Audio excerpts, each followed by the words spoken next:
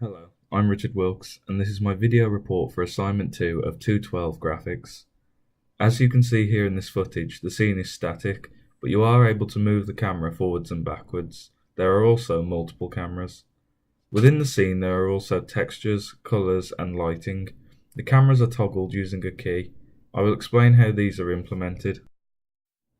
Firstly, I need to create the spheres. This is done using the following code. First we need to create the sphere's normals. This is done using a loop, as doing this without one would be too much work. Within this code are the calculations to correctly create the sphere normal on a radius. In this next piece of code, the sphere itself is created. The normals do not create the sphere, they are merely a part of it. This code is required to create the sphere itself.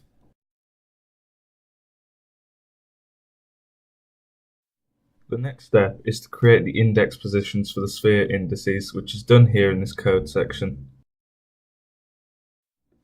To attach colour or textures to the sphere, I need to ensure that in the setup section of the code we use the GL attach shader function to attach the vertex and fragment shaders. Here is the application of the shaders onto the spheres. As there is a count on the loop to create the spheres, I can use this to apply two separate shaders. However, the way this works is to write the shader for the first ball, and when the loop counts up, it will create a second sphere and overwrite this shader. However, this does not affect the colour of the first sphere that was created.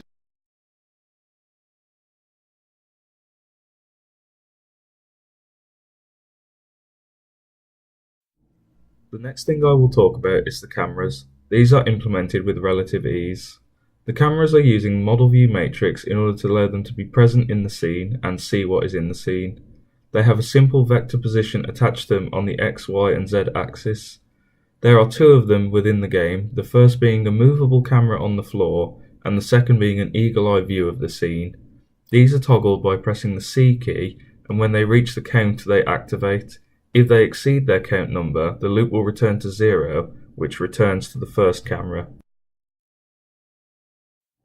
The next thing I will talk about is the light. Firstly, this needs a struct in order to hold the values for the lights. Additionally, the levels are defined in the static const for light 0.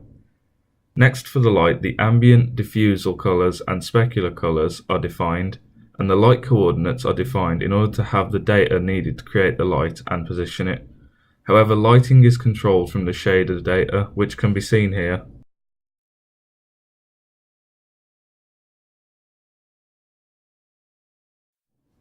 Here you can see the VAO for the field and sky. This is used to associate the data to the vertex shader, which will be used for applying the texture. Additionally, here you can see the code that is responsible for the application of the texture. This is a simple get bitmap retrieval that I have used before in my previous assignment. Additionally, there is the vertex shader, which contains the required data for the textures and their application. The next part is for the ground and sky. These are created using defined vertices, which can be seen here. They have their defined positions and a texture will be applied based on these points. The points are the corners of the floor and the image can be applied accordingly to these coordinates. In conclusion, I think that this project could have been better. Issues such as lack of movement have caused the scene to be static, and the fact that there aren't textures for the balls reduces the overall look of the game. Lighting works well enough for the scene, but I believe it could be improved massively. Additionally, there are no extra objects in the scene, in the case of scenery such as benches and trees. I would like to add these later on. Thank you for watching this video report.